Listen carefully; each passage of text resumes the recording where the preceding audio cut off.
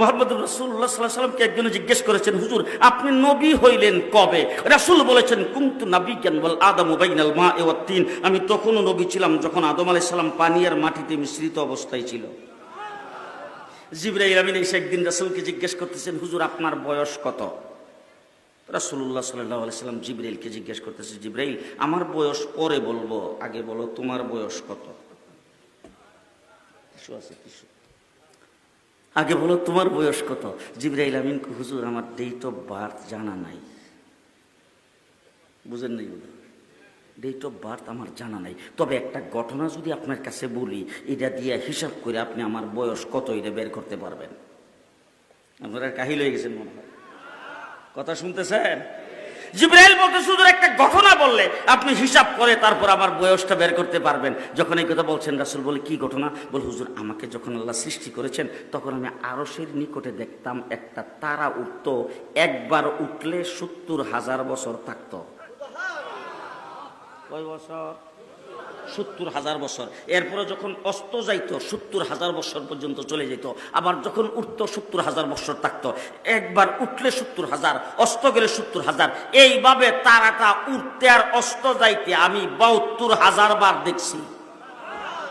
হুজুর এখন হিসাব করে আমার বয়সটা কত এটা আপনি বের করে নেন। রাসূলুল্লাহ সাল্লাল্লাহু আলাইহি সাল্লাম বলেন, হিসাব করার জন্য তো ক্যালকুলেটর মেশিন লাগবে, সেই মেশিনটা তো এখন নাই, হিসাবটা পরে করব, আগে বলো দেখি তারাটার নাম কি, কোথায় থেকে আসতো, এটার পরিচয় কি? জিবরাইল আমিন বলেন, হুজুর এই সম্পর্কে আমি কিছুই জানি না। আল্লাহর নবী বলেন, আমার কাছ থেকে জেনে নাও, যেই তারাটারে তুমি উঠতে দেখতা অস্ত যাইতে দেখতা সেই তারাটাই ছিলাম আমি। এখন তুমি হিসাব করে বের করো আমার বয়স কত। রাসূল বলছেন আউয়ালু মা খালাকাল্লাহু নূরি, আর এক রাওয়ায়াতে বলছেন আউয়ালু মা খালাকাল্লাহু রূহি, আল্লাহ পাক সর্বপ্রথম আমার নূরকে তৈরি করেছেন। মুহাম্মদুর রাসূলুল্লাহ সাল্লাল্লাহু আলাইহি সাল্লাম আমাদের মধ্য থেকে একজন মানুষ, আমাদের মতো মানুষ নয়। দৃষ্টান্ত স্বরূপ বলতে চাই, আমরা যখন মায়ের পেটে ছিলাম তখন মার তো কোনো কষ্ট হয় যে আপনার ছেলের বউর ঘরে যখন বাচ্চা হয় তখন তো বউর মার কোনো কষ্ট হয় না। আপনার মেয়ের ঘরে যখন নাতি নাতর হয় তখন তো মেয়ের কোনো কষ্ট হয় না। সবাইরই কি হয়? আমাদের হাফিজ হুজুর জন্মগ্রহণ করেছেন, তার মার কি কোনো কষ্ট হয় নাই? আপনাদের ইসমাইল নূরপুরি সাহেব জন্মগ্রহণ করেছেন, তার মার কি কোনো কষ্ট হয় নাই? ওলি আব্দাল গাউস কুতুব পীর বুজুর্গ যা বলেন, লিডার বলেন আর নেতা বলেন, সবাই জন্মগ্রহণ করেছে মায়ের পেট থেকে। মার কষ্ট হয়েছে, 10 মাস পর্যন্ত মা ঠিক মতন খাইতে পারে নাই, ঠিক মতন ঘুমাইতে পারে নাই, খাইলেই বমি করে দিয়েছেন, বারবার ডাক্তারের কাছে যাইতে হয়েছে। একবার রাত্রের বেলা উঠে দাঁড়ায় রয়েছে, কতক্ষণ বসে থাকে, কতক্ষণ শুয়ে থাকে, কতক্ষণ হাঁটাচড়া করে আর খালি আ করে, এইভাবে 10টা মাস পর্যন্ত কাটাইছেন। তার এরকম কষ্ট হয়েছে। আমার নবীর মা নবীকে পেটে রাখছে, রাসূলের মা বলেন অন্যান্য মাদের মতো আমার কোনো কষ্ট হয় নাই। আমাদের মধ্য থেকে একজন মানুষ, এই জন্য মায়ের পেটে রাসূল সাল্লাল্লাহু আলাইহি সাল্লাম ছিলেন, মার কষ্ট হয় নাই, আমাদের মতো মানুষ নয়। বেশ কমরা বুঝে আসতেছে তো। এবার আমি জিজ্ঞেস করতে চাই, আমার মা আমাকে পেটে রাখছেন, আমার মানে সন্তানাদি জন হয়েছে, আমার স্ত্রী তাদেরকে পেটে রাখছেন, আমাদের কি হয়েছে? মুহাম্মদুর রাসূলুল্লাহ সাল্লাল্লাহু আলাইহি সাল্লামের মা তাকে পেটে ধারণ করেছেন।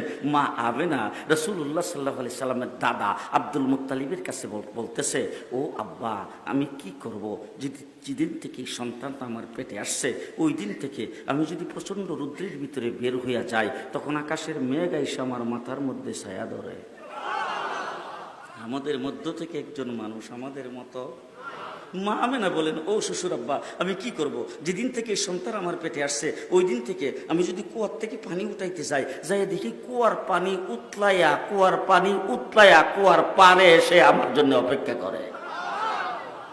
হুজুর আকরাম সাল্লাল্লাহু আলাইহি ওয়াসাল্লামের মা আমেনা বলতেছেন, ও শ্বশুর আব্বা আমি কি করব, যেদিন থেকে সন্তান আমার পেটে আসছে ওই দিন থেকে আমি যখন ঘুমাই তখন স্বপ্নে দেখি বিবি আসিয়া, বিবি মারিয়াম আকাশের তারকাগুলি ঝুঁকে আমাকে সালাম করতেছে, চন্দ্র সূর্য আমাকে সালাম করতেছে। আমি যখন রাস্তা দিয়ে হাঁটি গাছগুলি আমার মাথা নত করে আমার সামনে সালাম করতে থাকে। আমাদের মধ্য থেকে একজন মানুষ আমাদের মতো। রাসূলাম মিন আনফুসিহিম, খুব ভালো করে বুঝেন মুহাম্মদুর রাসূলুল্লাহ সাল্লাল্লাহু আলাইহি ওয়াসাল্লাম মায়ের পেটের থেকে জন্মগ্রহণ করেছেন, আমরাও মায়ের পেটের থেকে জন্মগ্রহণ করেছি। আমার আপনার যেইভাবে ডেলিভারি হয়েছে রাসূলেরও ঠিক সেইভাবে ডেলিভারি হয়েছে। এই দৃষ্টিকোণ থেকে রাসূল আমাদের মধ্য থেকে একজন মানুষ। কিন্তু আমি যখন ডেলিভারি হয়, আমার বড় যখন ডেলিভারি হয়, তখন মার কষ্ট হয় কিনা? ডেলিভারির সময় কষ্ট হয় কিনা? কষ্টে অনেক মা সহ্য করতে না পেরে তার সিজার করতে হয়, অথবা অনেক মা মারাও যায়। কিন্তু আমার রাসূলের মা হযরতে আমিনা বলেছেন, আমি মুহাম্মদকে ডেলিভারি করেছি, তার ডেলিভারির সময় আমার কোনো কষ্ট হয় নাই। আমাদের মধ্য থেকে একজন মানুষ আমাদের মতো মানুষ নয়। এবার আমি জিজ্ঞেস করতে চাই, আমরা সবাই যখন মায়ের পেটের থেকে বের হয়েছি, কেউ কাঠ হইয়া, কেউ শীত হইয়া, মাথা ডাকি বের হয়ে আসছে, সুজা হইয়া আমি আয়েশা জমিনের মধ্যে পড়ছি, আমার রাসূল সাল্লাল্লাহু আলাইহি সাল্লাম ঠিক মায়ের পেটের থেকে বের হয়ে আসছেন। এই দৃষ্টিকোণ থেকে রাসূল আমাদের মধ্য থেকে একজন মানুষ। কিন্তু রাসূল সাল্লাল্লাহু আলাইহি সাল্লাম আমাদের মতো পৃথিবীতে আসেন নাই, তিনি সেজদারত অবস্থায় আগমন করেছেন। এই দিক থেকে রাসূল আমাদের মতো মানুষ নয়। ভালো করে বুঝে, বেশকমটা বুঝছেন, বেশকমটা সহিহ সিরাতে মুস্তাকিমের উপর যারা আছে, তারা রাসূল সাল্লাল্লাহু আলাইহি সাল্লামকে যেভাবে মানলে রাসূলকে হক আদায় করে মানা হবে, সেইভাবে মানে। এই জন্য রাসূলকে আমরা মানুষ মনে করি, কিন্তু আমাদের মতো মানুষ মনে করি না। কথা কি বুঝে আসতেছে?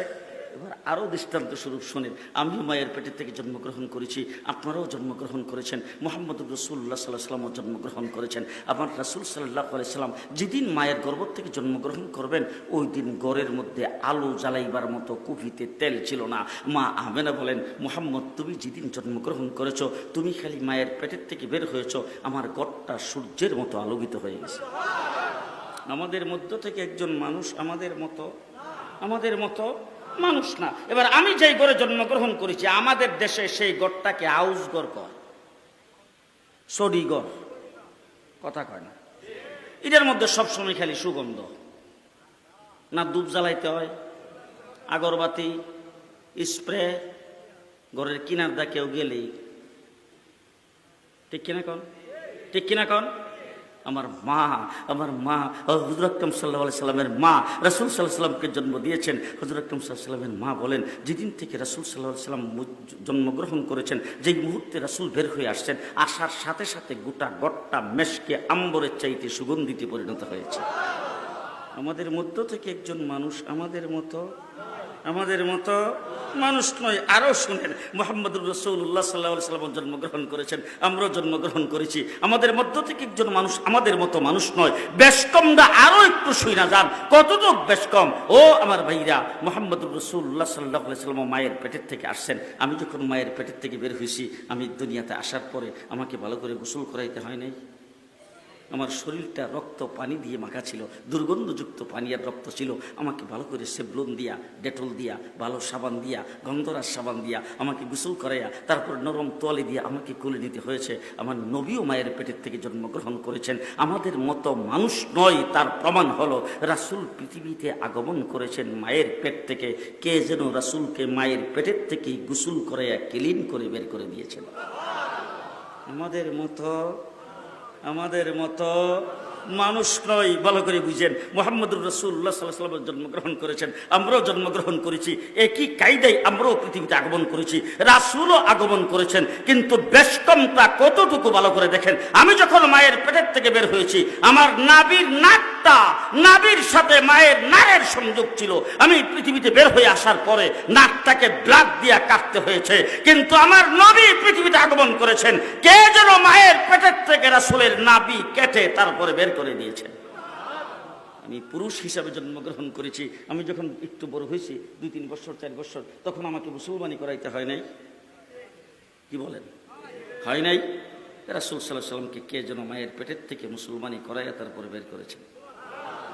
আমাদের মধ্য থেকে একজন মানুষ আমাদের মতো মানুষ নয়। মুহাম্মদুর রাসূলুল্লাহ সাল্লাল্লাহু আলাইহি ওয়াসাল্লাম, সেই নবী সম্পর্কে আল্লাহ বলছেন, সবচাইতে বড় নিয়ামত, সবচাইতে বড় ইহসান তোমাদের উপর করেছি, ওই নবীকে তোমাদের জন্য প্রেরণ করে। শেষ কথা আমি আপনাদের সামনে যেটা বলতে চাই, নবীর সাথে লাইন যদি লাগান, তাইলে আপনার জীবন কামিয়াব হবে, আপনি পরিপূর্ণ মুসলমান হবেন।